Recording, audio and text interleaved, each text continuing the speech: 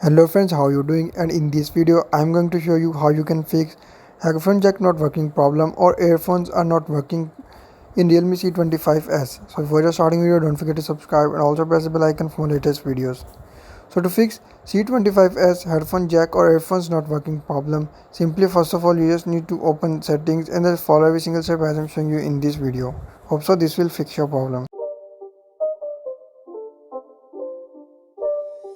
It's not a game, it's a rich thing.